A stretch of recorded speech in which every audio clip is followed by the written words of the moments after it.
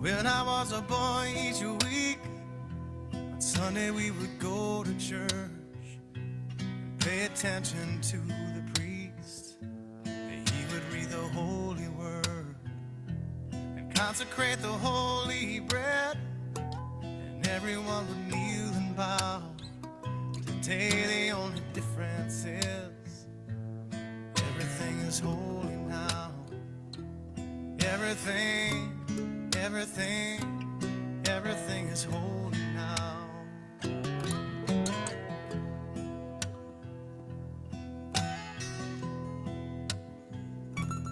when I was in Sunday school, we would learn about the time Moses split the sea in two, and Jesus made the water wine.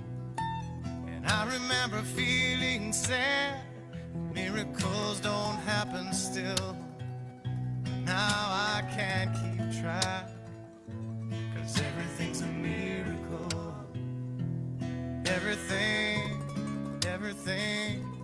Everything's a miracle.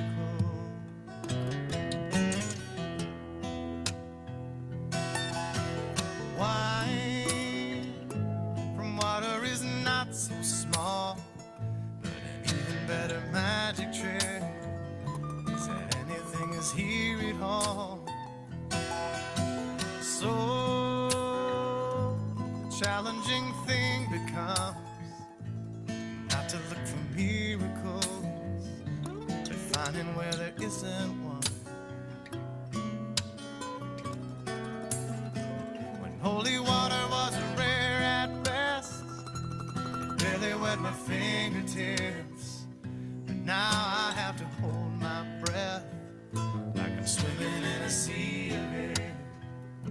It used to be a world half there, heaven's second-rate hand-me-down, but I walk it with a reverent air, 'cause everything is holy now.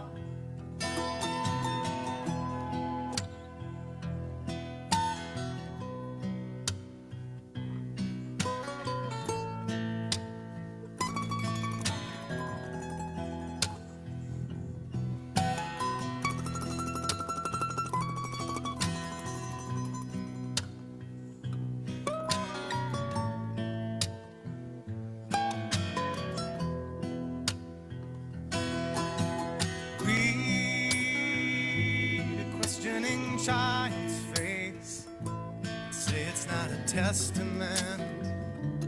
That'd be very hard to say. See another new morning come, say it's not a sacrament. I tell you that it can't be done.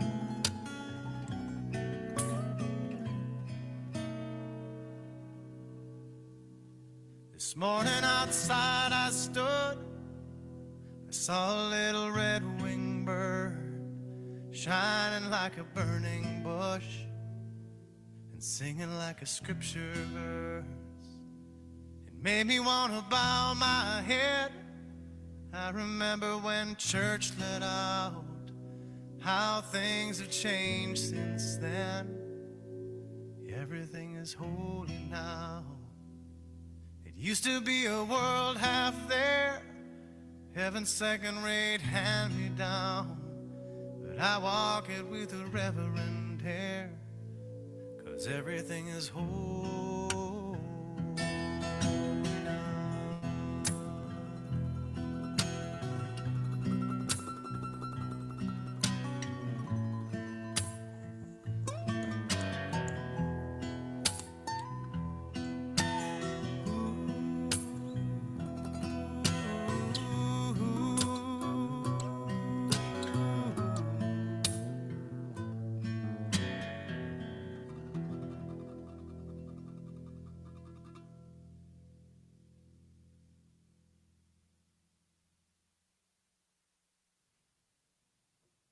Good morning. Welcome to All Souls Unitarian Universalist Church. My name is Susan Caldwell. I am the Director of Religious Education here. Whatever your age, race, ethnicity, gender identity, sexual orientation, faith path. If you care to worship with us, then you are welcome. Here we are united not by specified belief, not by a creed, but by the covenant which holds us together, the promises that we make to each other for how we will be together in community, and how we will learn from each other, learn from our differences, celebrate our commonalities, and work together for a better world. And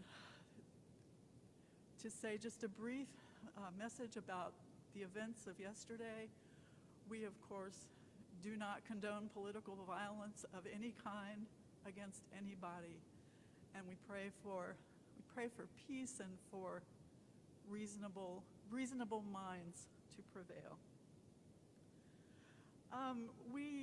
Our minister is the Reverend Barbara Jarrell. She is nearing the end of her vacation and study leave. She has one more Sunday after this one, and then she'll join us on the 28th for our annual Artist Sunday service. And Jennifer will come and tell you a little bit more about that. But I did want to tell you about next week, the 21st.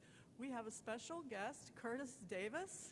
Some of you remember he has been here before talking about incarceration in Louisiana and the reform efforts around that, and whatever else is on his mind and heart at this time. He's coming back, and it's been too long, so I really hope that you'll join us to hear Curtis next week.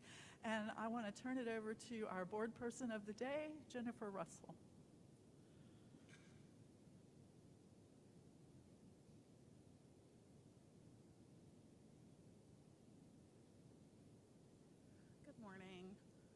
Our volunteer of the month for the month of July is Rebecca Tuggle.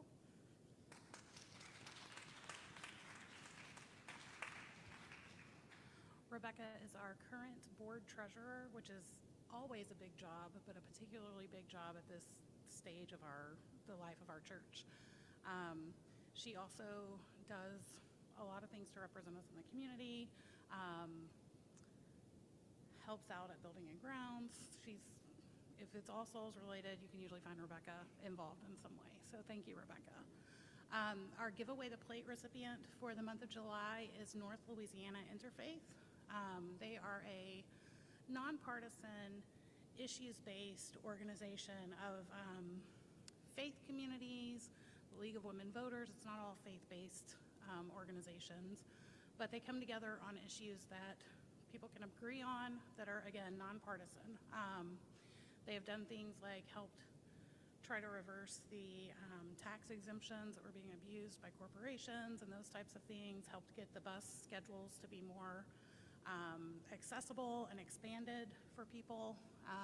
So anything that comes in that online that's designated for Giveaway the Plate or in the physical plate that's not designated as a pledge for the month of July will go to North Louisiana Interfaith. Friday night, this coming Friday, we have game night from 7 to 10 p.m. down in the social hall.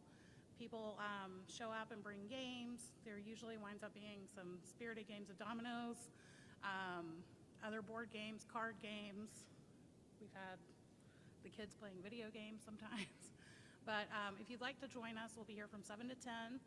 You can bring your own game, you can bring snacks, something to drink, or you can just show up. People will have you covered. There's always plenty of food and plenty to do.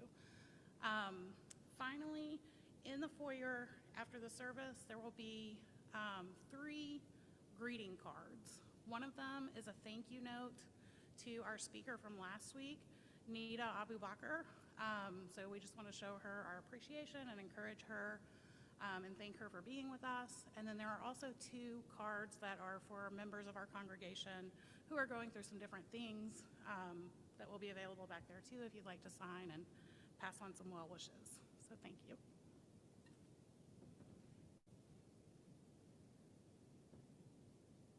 I just want to quickly remind you, North Louisiana Interfaith will be kicking off the Pledge to Vote campaign, which is something that has been very successful locally at closing the turnout gap. It's a nonpartisan effort just to get people to, a lot of people do voter registration, and that's great. but this is something that kind of follows through on that and asks people to take the pledge and then vote, and it becomes a little friendly competition between institutions. And we were saying this morning in adult religious education that there is recognition for, of course, the congregation or institution that gets the highest number of voters, but there's also one for the institution that gets the highest percentage. I think if we really, take the pledge and follow through and vote, we could be in the running for that one. So you'll be having more information. There's a kickoff luncheon on Thursday, August 1st, for anybody that might have that noon hour. There's information in your email to sign up for that. And it will be at Williams CME Temple out on off of Lakeshore Drive on St. Matthias. And so now, if you'll join us in the spirit of worship, after the chime, we will sing "Come, Come, Whoever You Are." And by the way, and then I will turn it over to our speaker this morning, Claudia Harris, and we're very excited and happy that she's speaking. She always does a wonderful job.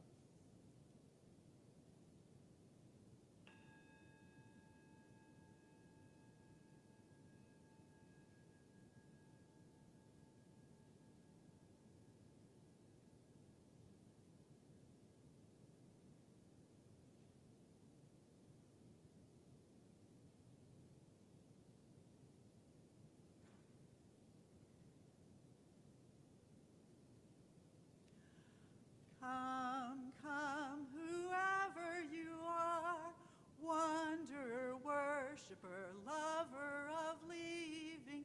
Ours is no caravan of despair. Come, yet again, come. Let's try that again with a few more voices. Ready?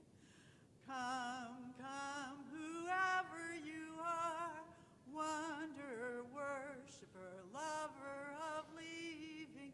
Ours is no caravan of despair. Come, yet again, come.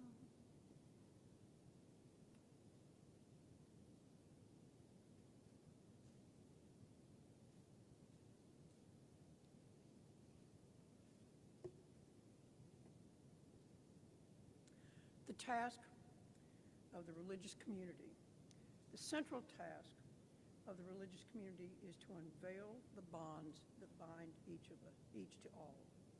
There is a connectedness, a relationship discovered amid the particulars of our own lives and the lives of others. Once felt, it inspires us to act for justice. It is the church that assures us that we are not struggling for justice on our own, but as members of a larger community. The religious community is essential, for alone our vision is too narrow to see all that must be seen, and our strength too limited to do all that must be done. Together, our vision widens and our strength is renewed. So if I could have some help from somebody with the first part of our chalice lighting. There's some help. Help someone.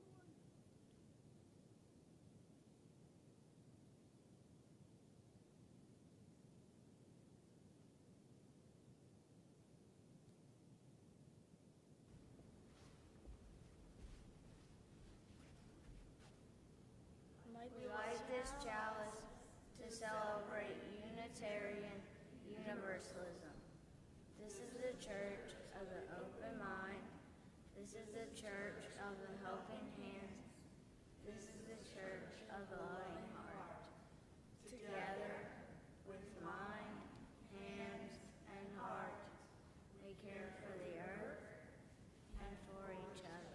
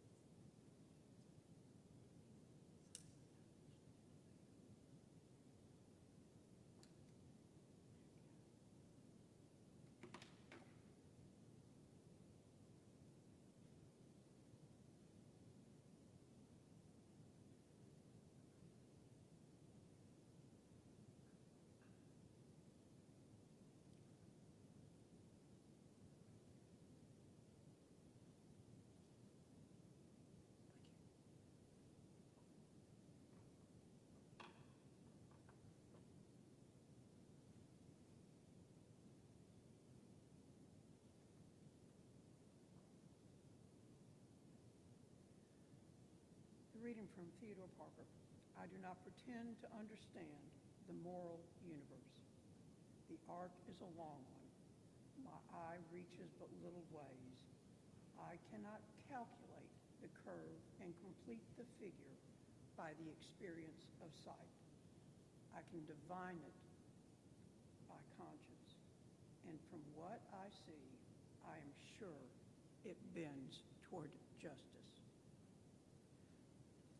So if you would rise as you can in spirit or in really, and we'll go do the unison affirmation.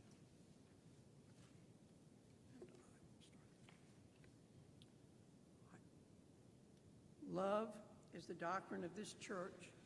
The quest for truth is its sacrament, and service is its prayer. To dwell together in peace, to seek knowledge and freedom, to serve human need, to the end that all souls shall grow into harmony with the sacred. Thus do we covenant with each other. And if y'all remain standing, we will sing, the words are in the bulletin or in the hymnal, number 318. We would be one.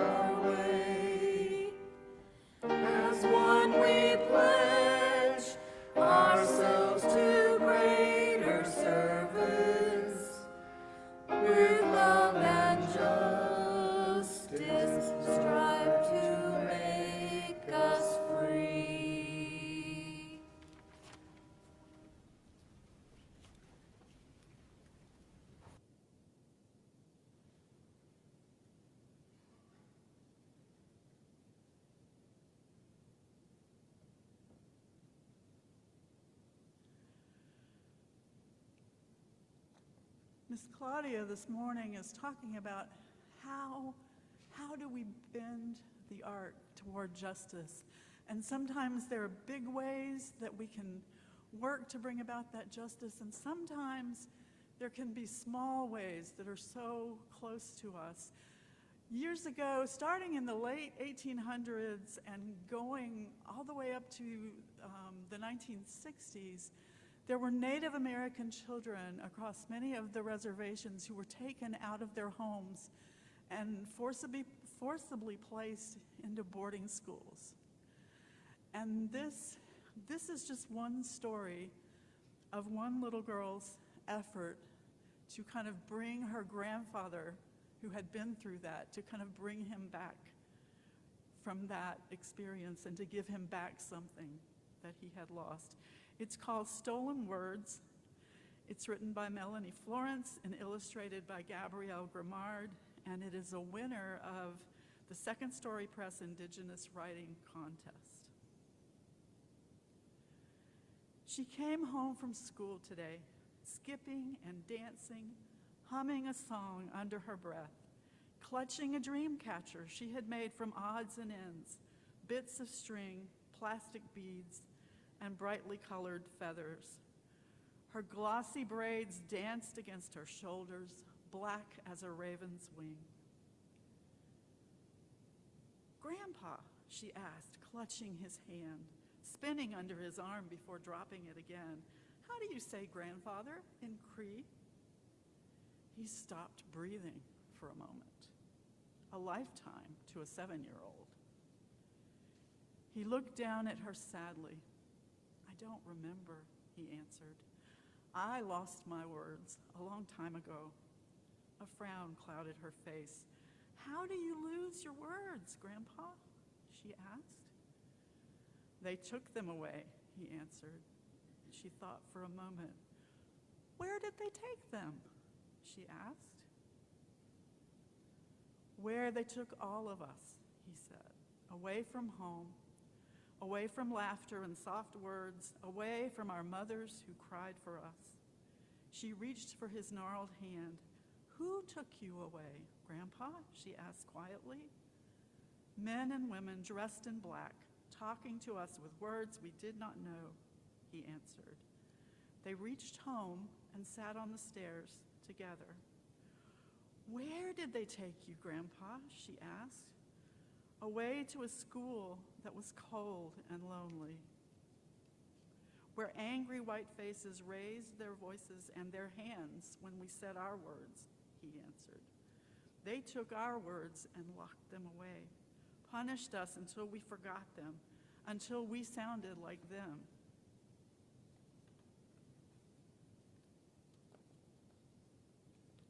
Oh dear. Okay, there we go. Harsh, sharp words, so different from the sound of our beautiful ones. She touched his weathered face, tried to wipe the sadness away with her soft hands. She looked down at her lap and handed him the dream catcher that she had made for her room. "You take this, Grandpa," she said. "Maybe it will help you find your words again." He smiled at her, his granddaughter, and he touched her innocent face, a face that had never known hard words or raised hands. He smiled and kissed her head. The next day, she skipped out of school again, smiling widely at her grandfather. She stopped in front of him and took a deep breath. "Tanse nimusum." "Hello, my grandfather," she said. His eyes widened. She smiled brighter than the sun. "I found your words, Grandpa," she said. She pulled a tattered, well-worn paperback out of her book bag. "Introduction to Cree," it said. "My teacher helped me find this for you in the library." He reached for it, his hands shaking. He opened it, and feeling the soft, much-loved pages under his fingers. "No seam," he whispered. "My granddaughter." The word felt familiar in his mouth. It felt like his home, like his mother. He turned the pages of the book carefully. "Masinoigan," book. He turned another, word after word. "Pikiskwewin," language, his words, pages and pages of them. He looked at his granddaughter, his nose seam. "Thank you, Teenki," he said. "Will you read to me?" she asked, taking his hand in hers and leading him home. "Will you teach me your words?" His heart danced as he nodded, holding the book against his chest. And the last page of the book is a glossary of those words with explanations and pronunciations. And again, if you don't have children in your life, get some exposure to children's literature anyway. That's my message, because there's some pretty great things to read out there. Let's sing the children and youth out to some activities with Miss Susan today. Go now in peace, go now in peace. May the spirit of love surround you everywhere, everywhere. you may go.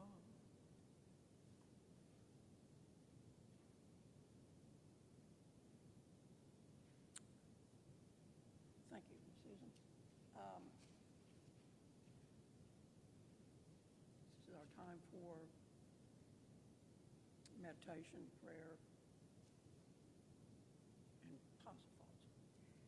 Nothing worth doing is completed in our lifetime. Therefore, we are saved by hope. Nothing true or beautiful or good makes complete sense in any immediate context of history. Therefore, we are saved by faith. Nothing we do, however virtuous, can be accomplished alone. Therefore, we are saved by love. No virtuous act is quite as virtuous from the standpoint of our friend or foe as from our own. Therefore, we are saved by the final form of love, which is forgiveness. So I would encourage us to meditate on hope, faith, love, and forgiveness. And not burn.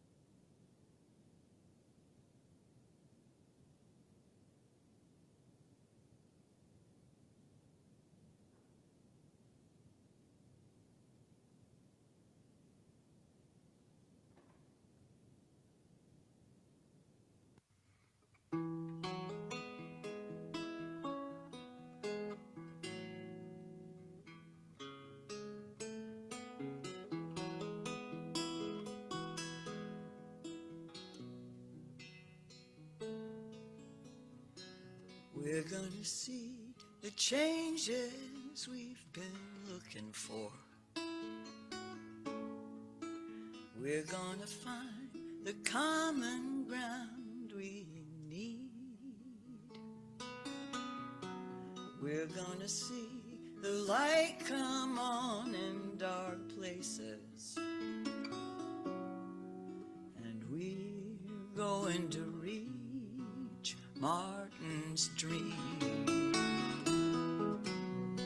Some of the young are born now, seeing from the mountaintop. Miles above generations, never quite free. Living in history's pages, timing is everything. And we're going to reach Martin's dream. It's been longer than it's gonna be. Grace falls open, love is breaking free.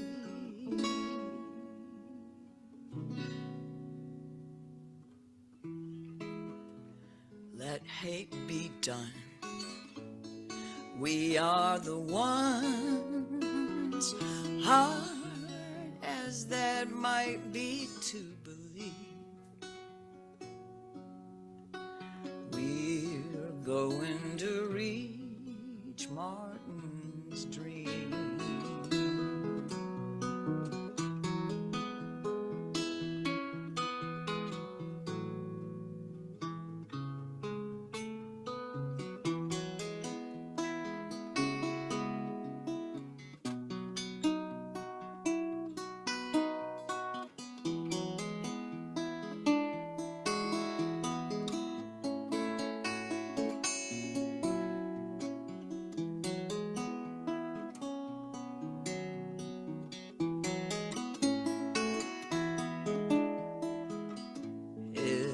been longer than it's gonna be. Grace falls open, love is breaking free. Hatred be done. We are the ones. Hard as you find that to believe, we're going to reach Martin's dream.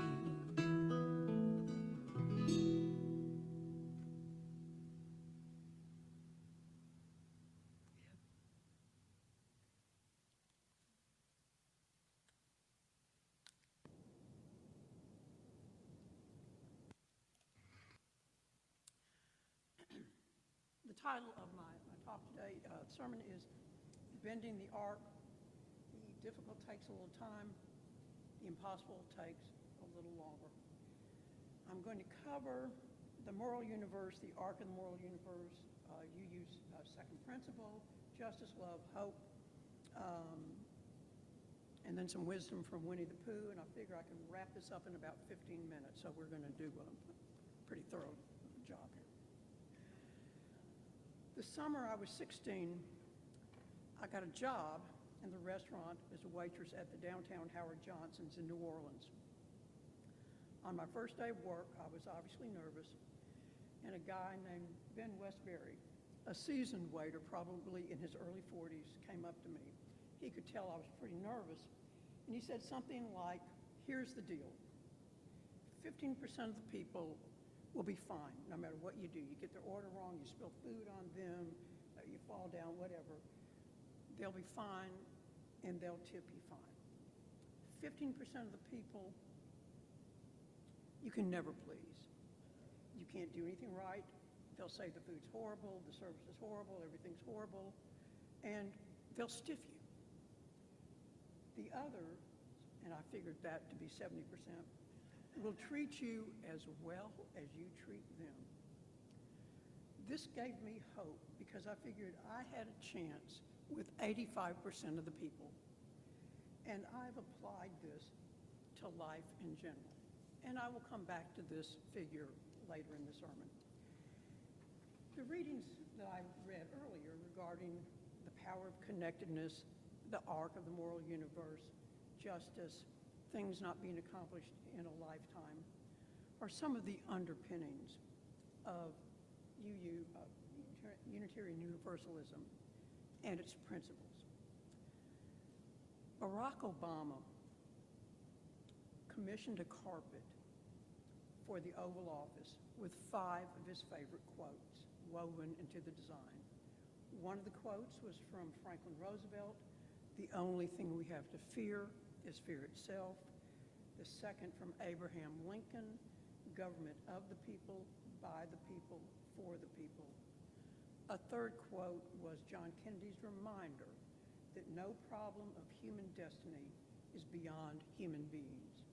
The fourth, Theodore Roosevelt's assertion: "The welfare of each of us is dependent fundamentally upon the welfare of all of us." And the fifth quote is one attributed to Martin Luther King, and as we'll hear, Theodore Parker, the only non-president to make the cut on this carpet: "The arc of the moral universe is long, but it bends toward justice." This quote gives me hope when I feel battered by one more story regarding MAGA, 10 Commandments decorating classrooms, gun violence, rescinding human rights, cutting funding to social programs, banning books, etc. Sometimes, even often, I can feel, and maybe we can feel, there's no hope, no progress by us human beings. Then I am reminded of the quote. I'm reminded of my limited vision, that this is just my small moment of history, and there is a larger narrative of human struggle. I want to believe, indeed, that the arc of the moral universe is long, but it does and can bend toward justice. So some history regarding the quote. It's probably like other nuggets of human wisdom, probably not invented by a single person, because these nuggets evolve. And versions of this were proposed, other people take riffs on them, other people give them a different slant. But the idea is if an idea serves a purpose, it tends to be remembered and passed along. So there's the idea of a moral universe. And this is a spiritual concept that life is good, that it has a purpose, that human beings are basically good.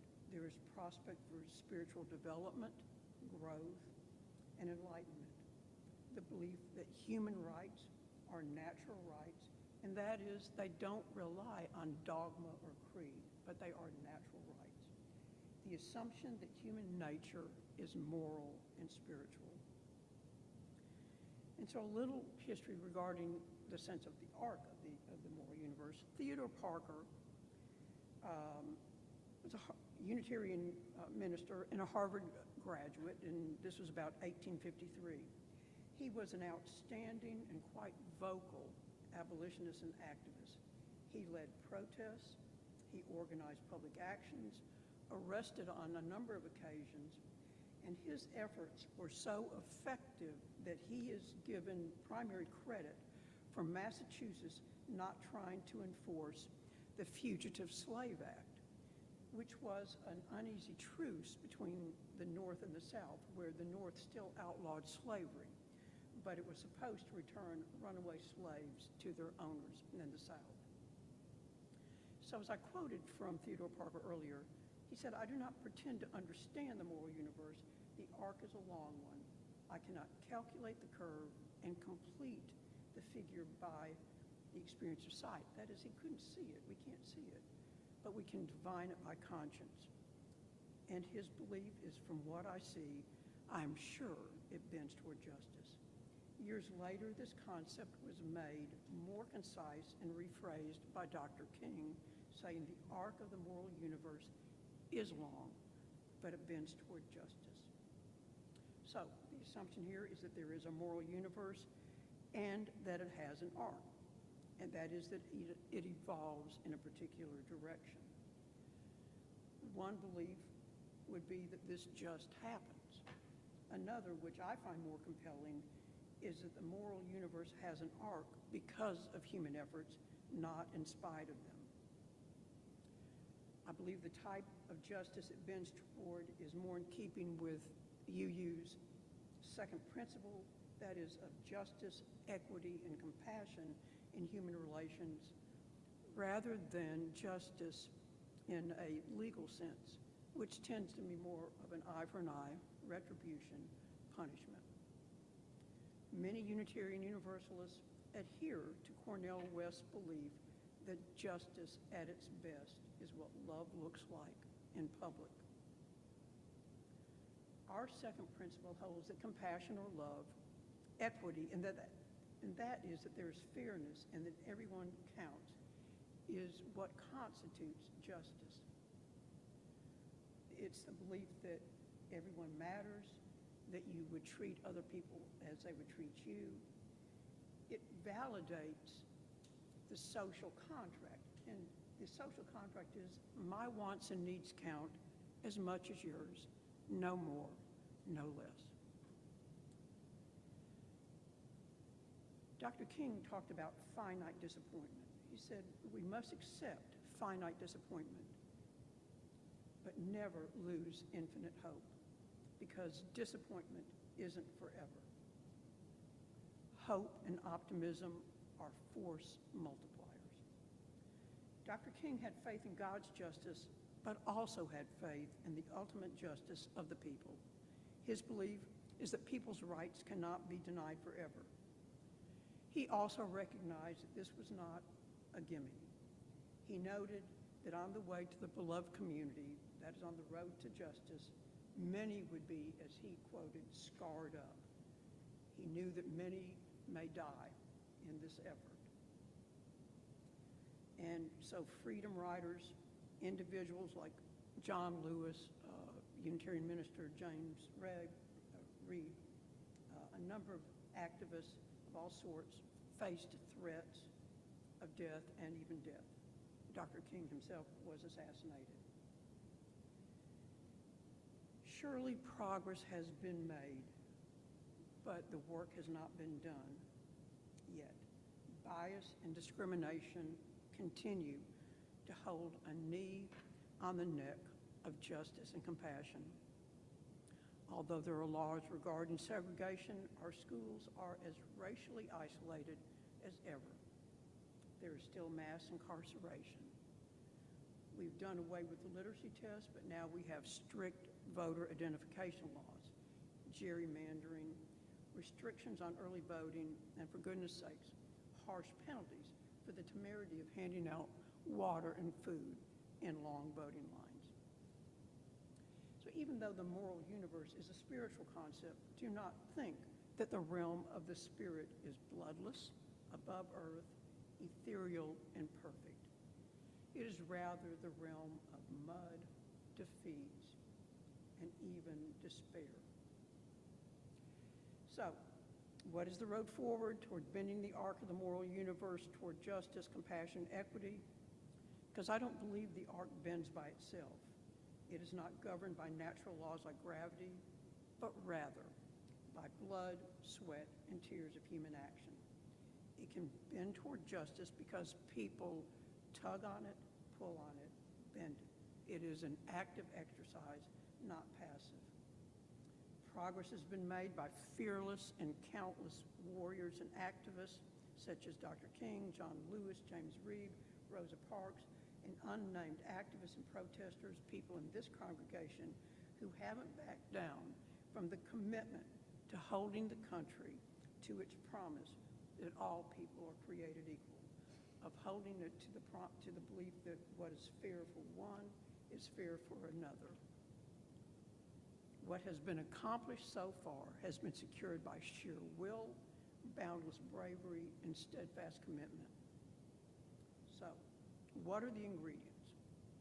I think optimism, patience, grace, hope, commitment, perspective, resilience.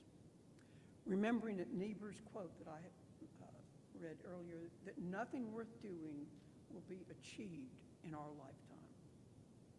And it will never be achieved if we do not contribute our small part. And that's what Ms. Susan talked about in the story, and our small part.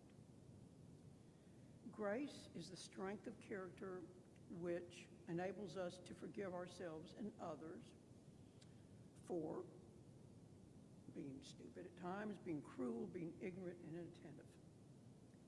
Patience is a necessary companion of grace. Our hearts are broken many, many times, but our hearts keep beating. And the reminder that things are not accomplished in a single lifetime allows us to stay committed. We understand that the work is never completely finished. Bigotry, homophobia, sexism, racism, misogyny, violence will probably never be erased forever. But patience means sticking to something because it is so important. The idea of tenacity, which is strength with a purpose, it is a skill that can be learned and developed over time. One of the veterans I see said, he learned in his training, you don't train to get things right. You train so that you can't get them wrong. Tenacity, patience, grace are worth much more than cleverness and shenanigans. Even with a lot of pushback, we can oppose bigotry and all the isms through social action, political action, and personal example. Interfaith is an example of pulling people together to work toward equity and fairness in all areas. Last week when Barbara Dager gave her talk, she talked about being involved, reaching out to others, talking to strangers, because this is the way that we connect with each other and do have the power to pull toward justice. Frustration, defeats are inevitable regardless of the historical setting. No justice is final, no vindication unequivocal, no just cause permanently achieved, but having the long view of the long arc is inspirational and aspirational. It allows for optimism rather than cynicism. History and fable show us that nothing is entirely lost. David can take on Goliath. Bravery, tenacity can topple the powerful. Tilly the little engine said, I think I can, I think I can. We can cultivate optimism and hope with the commitment and intention to do this, as well as practicing it. And I go back to my friend Ben's observation. I figure that 85% of the people are in on this, and that how we work together will matter. To quote Michelle Obama on our contribution, don't ever underestimate the impact you can have, because history has shown that courage can be contagious and hope can take on a life of its own. Cory Booker said, hope confronts. It does not ignore pain, agony, or injustice. You can't have hope without despair, because hope is a response. Hope is the active conviction that despair will never have the last word. So we can cultivate ideas, we can practice radical optimism, we can move things forward, we can connect with others, we can treat others as though their wants and needs count as much as ours. And I believe if we add our collective weight, our actions, our hearts, and feet toward bending the arc, then we can come to believe that the impossible becomes possible. It will just take a little longer. Thank you.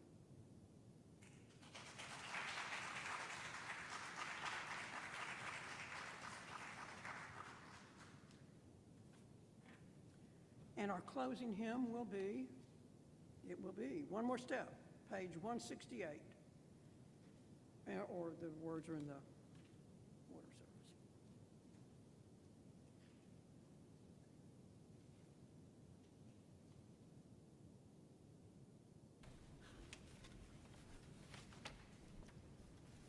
And I want to thank Pam and Gail and James for helping us with leading singing today. James is doing double duty in the sound booth.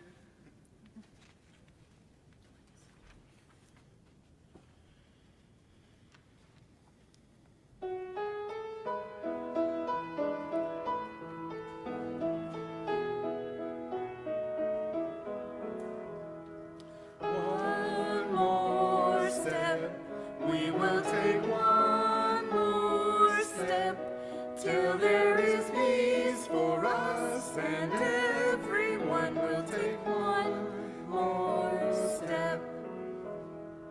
One more word, we will say one more word, till every word is heard by everyone. We'll say one more word. One more prayer, we will say one more prayer, till every prayer is shared by everyone. We'll say one more prayer. One more song, we will sing one more song, till every song is sung by everyone. We'll sing one more song. One more step, we will take one more step, till there is peace for us, and everyone will take one more step.